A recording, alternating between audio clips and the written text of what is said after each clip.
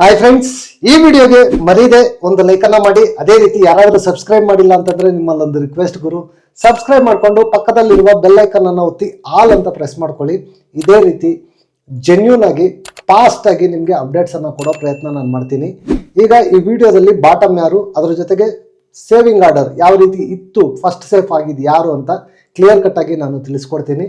ನಿಮ್ಮ ಪ್ರಕಾರ ಯಾರು ಎಲಿಮಿನೇಟ್ ಆಗಬೇಕಾಗಿತ್ತು, ಅದ್ರ ಜೊತೆಗೆ ಯಾರು ಫಸ್ಟ್ ಸೇಫ್ ಆಗಬೇಕಾಗಿತ್ತು ಅಂತ ಮರೀದೆ ಈ ವಿಡಿಯೋ ಕೆಳಗಡೆ ಒಂದು ಕಮೆಂಟ್ ಅನ್ನ ಬರೀರಿ.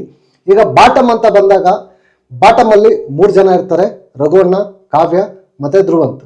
ಲಾಸ್ಟ್ ಫೈನಲ್ಗೆ ಅಂತ ಬಂದಾಗ ಕಾವ್ಯ ಮತ್ತೆ ಧ್ರುವಂತ್ ಇಬ್ರು ಇರ್ತಾರೆ. ಬಾಟಮ್ 2 ಅಲ್ಲಿ ಈ ಇಬ್ಬರಲ್ಲಿ ಧ್ರುವಂತ್ ಅವರು ಎಲಿಮಿನೇಟ್ ಆಗಿ ಆಚೆ ಬರ್ತಾರೆ. ಕ್ಲಿಯರ್ ಕಟ್ ಅಪ್ಡೇಟ್ ಇದು, ಯಾವುದೇ ಚೇಂಜಸ್ ಎಲಿಮಿನೇಷನ್ ಅಲ್ಲಿ ಇಲ್ಲ.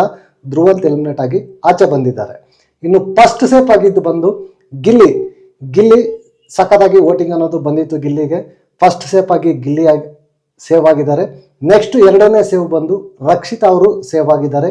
3ನೇದು ಬಂದು ಅಶ್ವಿನಿ ಅವರು ಸೇಫ್ ಆಗಿದ್ದಾರೆ. 4ನೇದು ಬಂದು ರಘುವಣ್ಣ ಸೇಫ್ ಆಗಿದ್ದಾರೆ. ಫೈನಲ್ ಆಗಿ ಕಾವ್ಯ ಸೇಫ್ ಆಗ್ತಾರೆ, ಧ್ರುವಂತು ಎಲಿಮಿನೇಟ್ ಆಗ್ತಾರೆ. ಇದು ಇವತ್ತು ನೀವು elimination process, mid weak elimination process ಟಿವಿಯಲ್ಲಿ ಎಪಿಸೋಡಲ್ಲಿ ನೀವು ನೋಡ್ಬೋದು. ನಿಮ್ಗೆ ಏನು ಅನ್ನಿಸ್ತು ಈ ಸೇವಿಂಗ್ ಆರ್ಡರು ಮತ್ತು ಧ್ರುವಂತ್ ಎಲಿಮಿನೇಟ್ ಆಗಿದ್ರ ಬಗ್ಗೆ? ನಿಮ್ಮ ಒಪಿನಿಯನನ್ನು ಮರೀದೆ ವಿಡಿಯೋ ಕೆಳಗಡೆ ಒಂದು ಕಮೆಂಟನ್ನು ಬರೀರಿ. ನೆಕ್ಸ್ಟ್ ವಿಡಿಯೋದಲ್ಲಿ ಸಿಗೋಣ. ಅಂಟಿಲ್ ಟೇಕ್ ಕೇರ್, ಬಾಯ್ ಬಾಯ್, ನಮಸ್ತೆ.